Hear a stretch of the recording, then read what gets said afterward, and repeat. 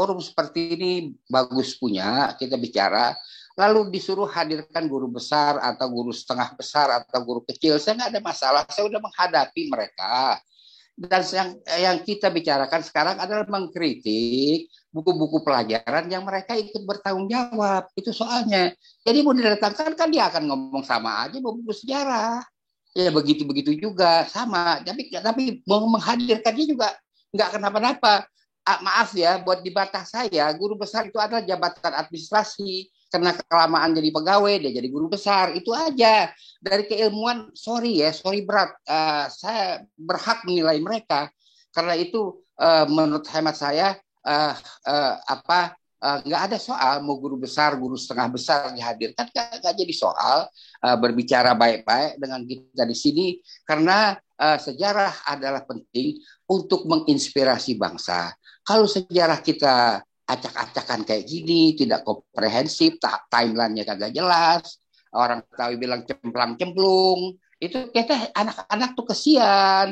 Jadinya saya mengalami bagaimana Belanda 1918 mendatangkan ahli-ahli dari Eropa. Ya ahli-ahli itu begitu juga, disuruh cari Sriwijaya kagak ketemu juga dari seabad yang lalu. Nah, jadi karena itu sejarah adalah logika. Kalau tidak logis, bukan sejarah. Seperti halnya Babe Saidi, insya Allah. Dan setelah hadir juga ada Pak Santo Saba. Bapak Ibu, penting kiranya kami sampaikan terlebih dahulu bahwa acara ini diselenggarakan oleh komunitas sejarah True Back History of Indonesia dan Sultan Adil Institute. Acara ini bertujuan untuk memberikan pemahaman baru tentang Jaya dan Borobudur berdasarkan hasil penelitian dan riset oleh masing-masing narasumber yang bersifat tentu. Baik kawan-kawan, Bapak Ibu semua, sebelum mulai acara, saya perkenalkan terlebih dahulu moderator kita pada malam ini, yaitu Sultan Adil. Beliau adalah seorang wirausahawan di bidang properti, penulis, serta peneliti di Sultan Adil Institute. Beliau juga merupakan seorang politikus, dan saat ini sebagai pengurus DPP PBB ya, Ketua DPP Forum Komunikasi Muslim Indonesia juga ya, FKMI, dan juga pendiri atau pembina Yayasan Masjid Darussalam Pilani 24. Baik, langsung saja kepada Kanda Sultan Adil kami persilakan. Assalamualaikum warahmatullahi wabarakatuh. Waalaikumsalam warahmatullahi wabarakatuh. Alhamdulillah dalam pertemuan kali ini kita bisa berjumpa ya. Istilah itu kita hanya dialog saja, diskusi mengenai bagaimana sejarah kita menurut pemahaman dari beberapa sumber yang malam ini sudah hadir. Seperti ada sumber kita nanti ada dari Bang Santo Saba Piliang. Beliau adalah seorang peneliti asli dari Indonesia. Namanya Pak Demisionaris Wahyu. Nama populernya adalah Santo Sabang Piliang. Beliau telah meneliti sejarah mulai dari beberapa tahun yang lalu, mungkin 10 tahun yang lalu ya Pak ya. Di daerah Kampar, di daerah Borobudur, Jawa gitu. Sepertinya kalau Pulau Jawa dan Pulau Sumatera, beliau ini sudah menjajaki lah ya. Nanti satu lagi ada Babe Ridwan Saidi. Aduh, ini kalau Babe ini kayaknya semua orang udah pada kenal ini. Selamat malam, Babe. Malam. Babe Ridwan Saidi tadi sudah dikenalkan sepanjang sama kita, Mbak Dia Fathia. Beliau adalah seorang sejarawan saat ini ada di kita yang sudah yang kita gali ini ilmu-ilmunya Babe ini untuk demi keabadian daripada leluhur sejarah leluhur kita. Untuk itu mungkin kalau Babe sudah siap, kita siapkan Babe, waktunya Babe sudah siap? Ya. Oke, ya. Silakan Babe. Ya, Assalamualaikum warahmatullahi wabarakatuh. Waalaikumsalam warahmatullahi wabarakatuh. moderator, Pak Santo Saba, Ibu Haryati, dan hadirin sekalian. Pertama, posisi saya adalah mendukung posisi Pak Santo dalam menyikapi sejarah. Seperti dalam pengantar yang dia ucapkan tadi. Yang kedua, saya berpendapat sejarah itu logika. Kalau nggak logis bukan sejarah. Yang ketiga, sejarah itu mutlak memerlukan timeline. Yang keempat, ekonomi adalah indikator yang paling penting untuk memahami sejarah. Karena itu akan saya mulai dengan kedatangan bangsa-bangsa. Kedatangan bangsa Egypt itu dimulai dari era Ramses II. Medio 13 sebelum Masehi, karena pada zaman itulah pembalseman jenazah. Sedangkan ramuan untuk pembalseman itu terdapat di Barus. Itu orang Egypt. Saya kira nanti dia akan disusul dengan kedatangan bangsa Maya. Nah, kedua arus besar ini bertemu di seluruh Indonesia. Maaf, saya tidak menggunakan kata Nusantara karena Nusantara artinya sekitar jarak. Itu baru lahir perkataan itu pada 1600 Prasasti Pararaton.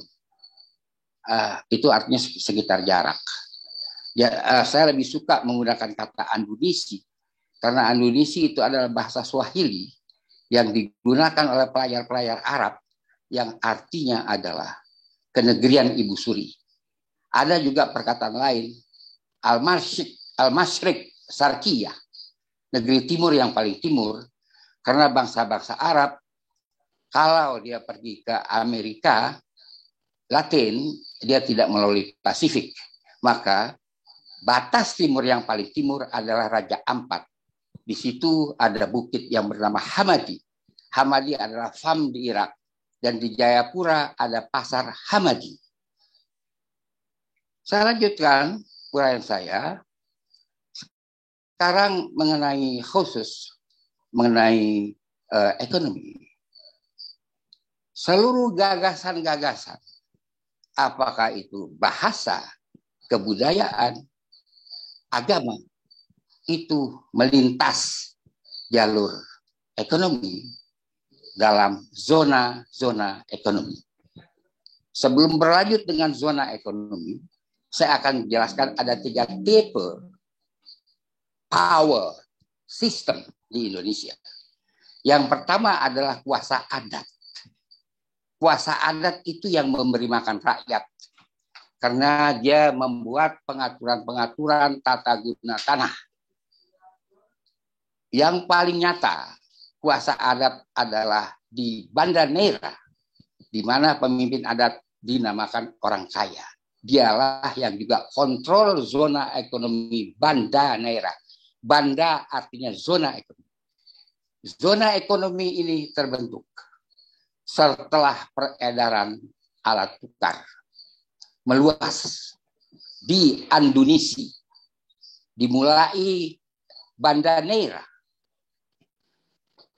Kalau itu dari timur, kita mulai debat dari barat, dimulai dari Banda Aceh, lalu Belawan, lalu Palalawan, lalu Bandar Lampung, lalu Bandar Sunda Kelapa, lalu Samarang.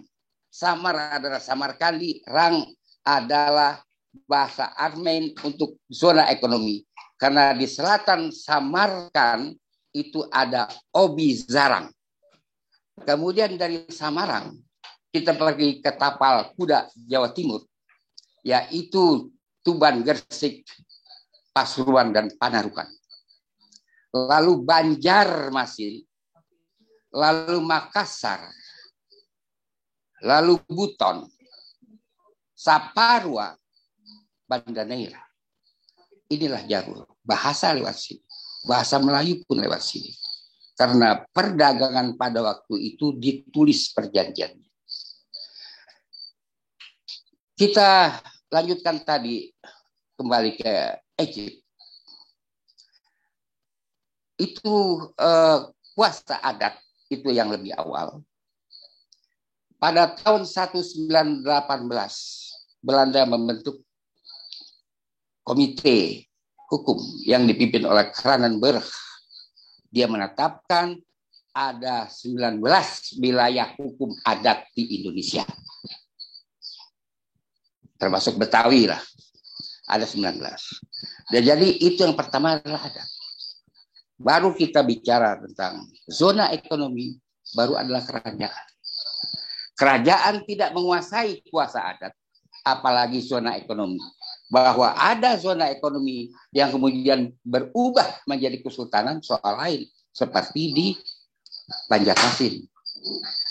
Tapi zona ekonomi itu adalah independen dan banyak zona-zona ekonomi yang melakukan perjanjian internasional dan tertulis. Seperti Banda Neira melakukan perjanjian dengan Inggris sebelum Amerika Serikat dimerdekakan. Itu perjanjian pertukaran Manhattan dengan Pulau Ron. Sebelumnya pada 21 Agustus 1521 perjanjian dibuat antara Bandar Sunda Kelapa yang diwakili oleh Waitem dan Pate Majakatera Mundari dengan Portugis dengan Avalis Kerajaan Sunda. Karena kami di Jakarta tidak ada political power system. Tidak ada. Yang ada adalah zona ekonomi dan kuasa adat. Jadi dari tempat ini, dari posisi ini kita harus melihat bahwa bangunan-bangunan itu, bahwa political power system itu, bagaimana caranya berdiri kalau nggak ada duit, kalau nggak ada alat tukar. Jadi setelah ada alat tukar, baru ada political power system. Dan political power system itu mesti setelah zona ekonomi. Mesti setelah itu, tidak bisa sebelum itu. Dari si tempat ini, saya melihat Sriwijaya. Karena zona ekonomi adalah Bandar Lampung, emas di Rejang Lebong itu adalah kerjasama penggarapannya dengan Pagaruyung. Di sini saya tidak melihat, di samping lokasinya sampai sekarang juga belum ketemu, apa sebenarnya Kerajaan Sriwijaya. Klaim Muhammad Yamin bahwa Sriwijaya menguasai Temasik tidak konform di Singapura. Tetapi Bagindo Abdullah mendirikan kerajaan Zulu di Filipina Selatan konform. Mulai dari Presiden Duterte dan sebelumnya Nur Meswari mengakui itu. Kemudian pada abad 15 kembali dari Minangkabau membuat kerajaan Fi Amanillah yang kemudian jadi Manila, diakui oleh seluruh kenegerian, bahkan dibuat gate dan dibuat patung sang pendiri orang Minangkabau. Ini tidak ada dalam sejarah Indonesia, tidak ada. Sejarah Indonesia penuh sesak dengan dongeng yang tidak ada dasarnya, yang sumber-sumbernya tidak jelas dan tidak bisa diverifikasi. Dan mereka membatasi diri, prasasti itu harus bahasa Sanskerta. Kalau bukan Sanskerta, bukan prasasti. Contoh, prasasti Kebon Raya Bogor. Dikatakan palsu. Saya tanya, dari mana palsunya? Kamu tahu ini aksara apa? Nggak tahu. Kok kamu bilang palsu? Saya bilang begitu sama guru besar, seorang arkeolog. Itu adalah bahasa Aramaik. Kamu nggak ngerti itu. Kamu tahu Sanskerta. Bahwa ada huruf Babylon di Prasasti Kampar. Makanya tadi dikait-kaitkan dengan minor saya kira ya, bukan major power system di Kadis itu. Minor power system. Nggak bisa. Bahwa prasasti Kebon Raya ditulis dalam bahasa Aramaik, artinya prasasti itu dipasang sebelum 651 Masehi. Karena setelah 651 Masehi, dalam skriptologi yang digunakan adalah aksara hijaiyah. Di situ jelas dikatakan la ilahu.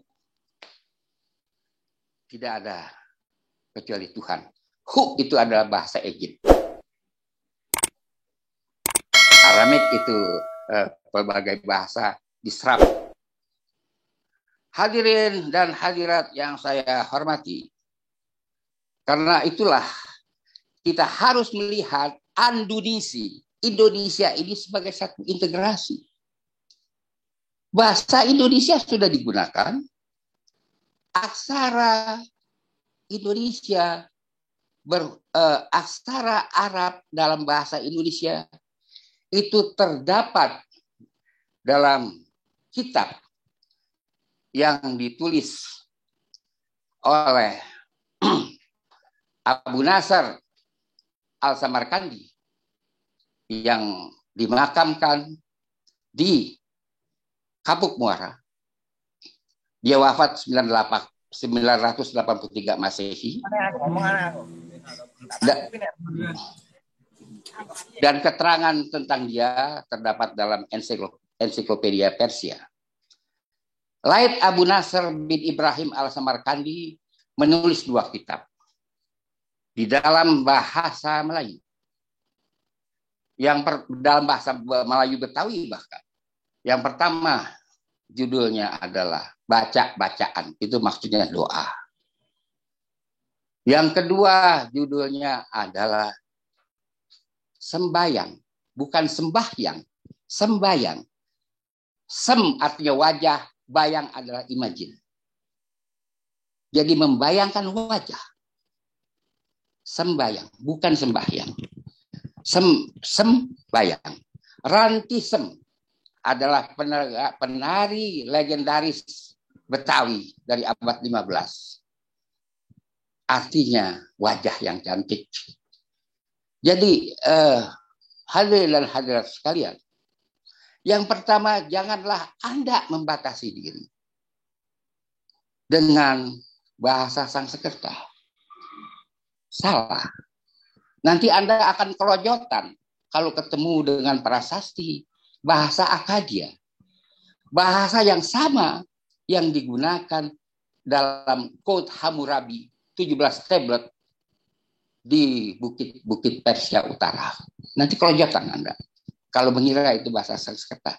Karena buyut Nyai Dawid dalam Sang Hyang Siksa Kanda Karesian yang dia tulis pada tahun 1518, dia mengatakan, janganlah engkau mencoba menjadi penarjamah di pelabuhan Sunda Kelapa terkecuali engkau menguasai 36 bahasa. Ini masalah Indonesia adalah negara yang didatangi oleh pelbagai bangsa. Kalau kita lihat dari segi biologis, dari segi fisikal, kita melihat orang-orang Lamno, orang-orang Langon akan beda dengan kita semua. Jadi karena itu saya tidak mengerti, mohon maaf ya. India itu miskin. Cina juga kemari, I Ching itu dalam rangka mencari kapal dagang Cina yang ditenggelamkan oleh bajak laut dari Sriwijaya Coromandel. Jangan salah ucapan saya. Karena Coromandel itu di pantai timur India ada suku bangsa yang bernama Wijayalaya. Jangan salah, saya bukan maksudkan yang orang anggap di Palembang, tidak. Coromandel. Nah, itu I Ching mencari.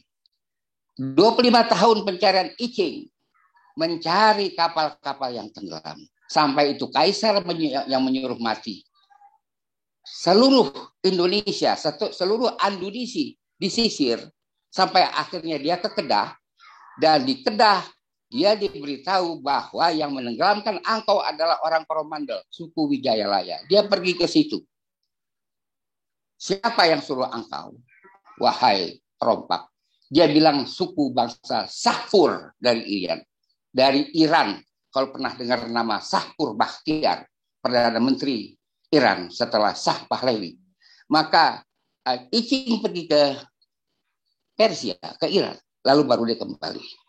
Itu saya juga baca dari catatan Icing. Nah, jadi di sini yang ingin saya katakan.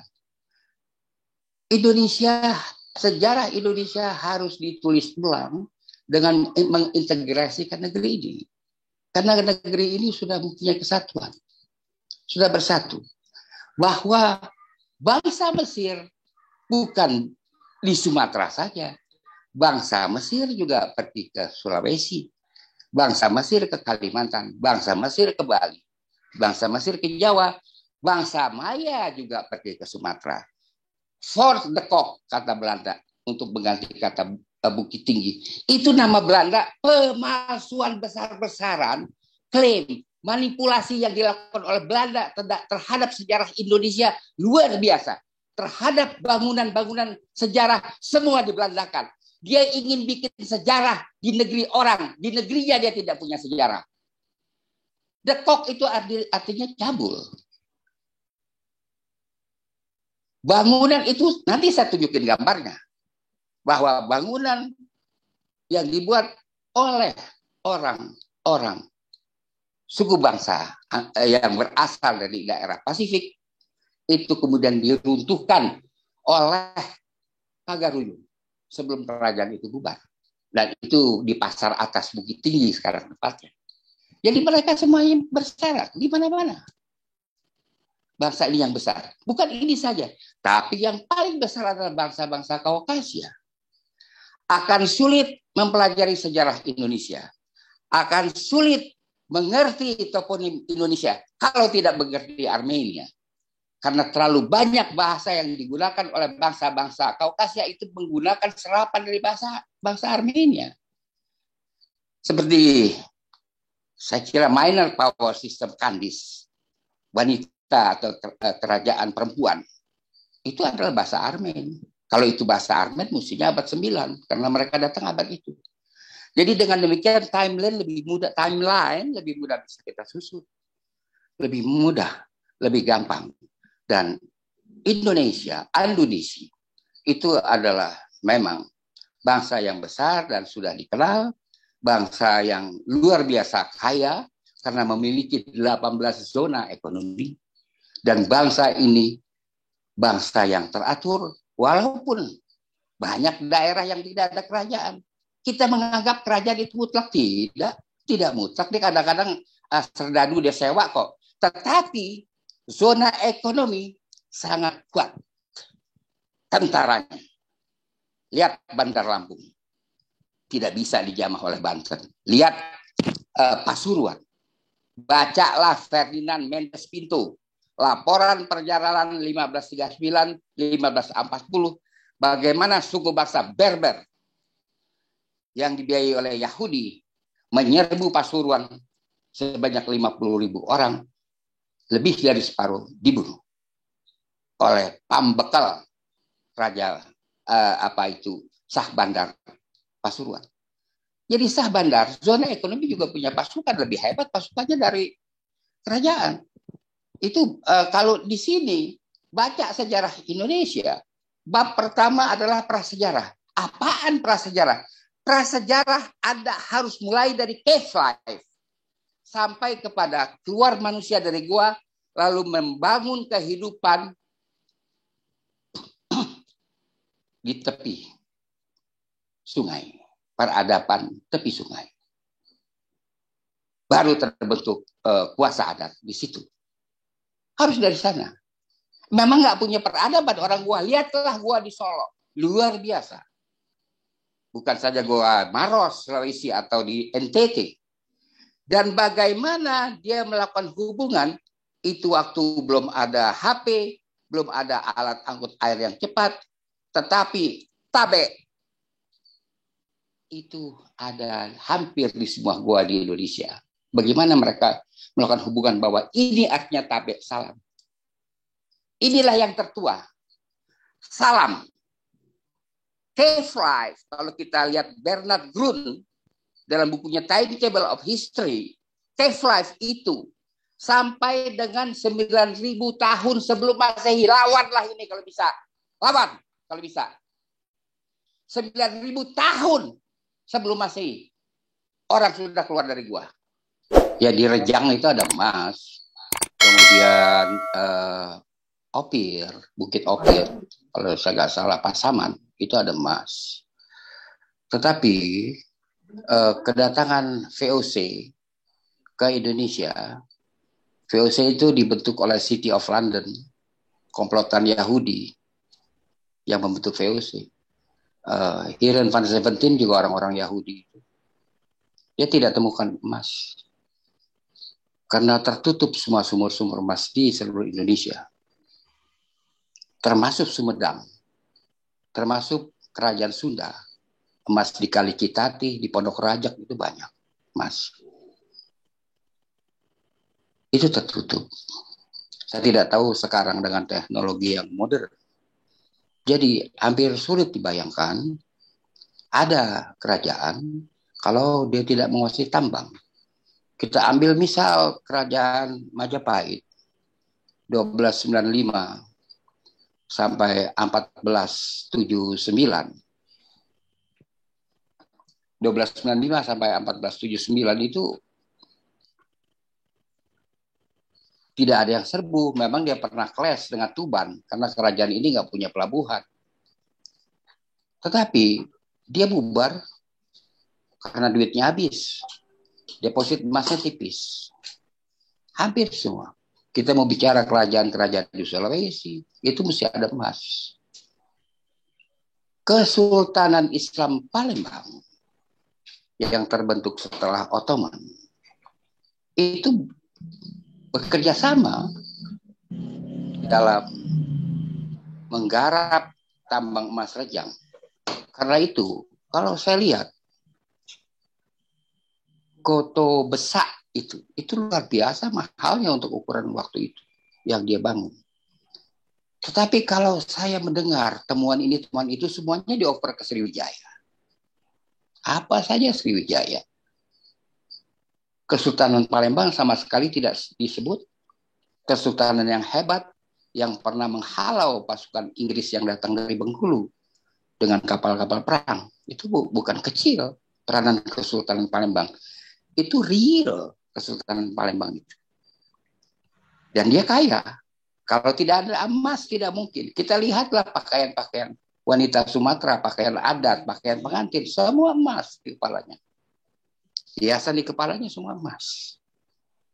Itu kekayaan Sumatera. Bukan saja Kesultanan Islam Palembang atau sebelumnya Kerajaan Palembang. Itu kaya. Jadi indikator ekonomi itu adalah penting untuk memahami eksis atau tidak eksis sebuah kerajaan.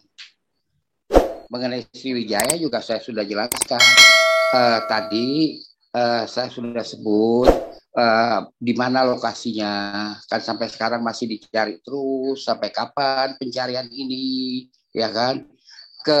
Berikutnya saya pertanyakan kenapa Kesultanan Palembang itu terbenam oleh hiruk pikuk Sriwijaya. Padahal Kesultanan Palembang itu kaya dan nyata. Lalu mengenai bagaimana kita mencari identitas kita, itulah saya usulkan agar sejarah Indonesia diawali dengan cave life. Kita semua keluar dari situ. Kita tidak datang dari mana-mana. Dari situ bangsa luar datang, terjadilah percampuran kebudayaan di sana. Dan kita punya intelektualitas, itu bisa kita lihat dari ragam hias yang ada di gua. Apakah gua itu NTT, apa gua itu Kalimantan, gua itu di Maluku, gua di Sumatera lebih meriah lagi. dia punya ragam hias, itu kita pelajari di situ. Lalu saya setuju kita pelajari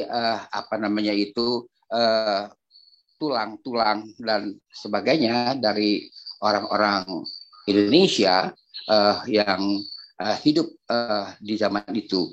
Jadi kita berasal dari sini, tidak berasal dari mana-mana. Karena kalau kita lihat fisik orang kita ini adalah berbeda dengan orang India, berbeda dengan orang Cina. Jadi kita bukan orang India, kita adalah orang sini.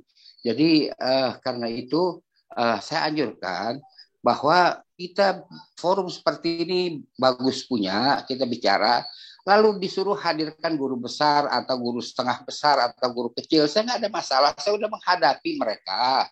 Dan yang kita bicarakan sekarang adalah mengkritik buku-buku pelajaran yang mereka ikut bertanggung jawab. Itu soalnya. Jadi mau didatangkan kan dia akan ngomong sama aja buku sejarah. Ya begitu-begitu juga sama. Tapi mau menghadirkannya juga nggak kenapa-napa. Maaf ya, buat di Batak saya, guru besar itu adalah jabatan administrasi. Karena kelamaan jadi pegawai, dia jadi guru besar. Itu aja. Dari keilmuan, sorry berat. Saya berhak menilai mereka. Karena itu menurut hemat saya, nggak ada soal mau guru besar, guru setengah besar dihadirkan. Nggak jadi soal berbicara baik-baik dengan kita di sini. Karena sejarah adalah penting untuk menginspirasi bangsa. Kalau sejarah kita acak-acakan kayak gini, tidak komprehensif, timelinenya kagak jelas, orang Betawi bilang cemplang-cemplung, itu kita anak-anak tuh kesian. Jadinya saya mengalami bagaimana Belanda 1918 mendatangkan ahli-ahli dari Eropa. Ya ahli-ahli itu begitu juga, disuruh cari Sriwijaya kagak ketemu juga dari seabad yang lalu. Cave life. Kok prasejarah ngawur ke sono kemari? Buka buku bab prasejarah, kemudian kedatangan agama Hindu dan Buddha. Timeline-nya mana? Itu yang harus dibenahin. Jangan menyoal Ridwan Haidi itu bukan sejarawan. Lu juga bukan. Sekolah lu sejarah, tapi otak lu bukan. Kan sering mereka kalau kalah debat begitu. Ridwan Haidi itu bukan sejarawan, emang gue bukan. Tapi lu apaan? Sekolah sejarah tapi otak lu otak apaan? Nah, jadi inilah yang harus kita berjuang. Sejarah Indonesia satu kesatuan. Buatlah timeline yang benar tentang sejarah Indonesia. Nah, jadi karena itu saya ingin akhiri bicara saya. Sejarah adalah logika. Kalau tidak logis, bukan sejarah. Wassalamualaikum warahmatullahi wabarakatuh.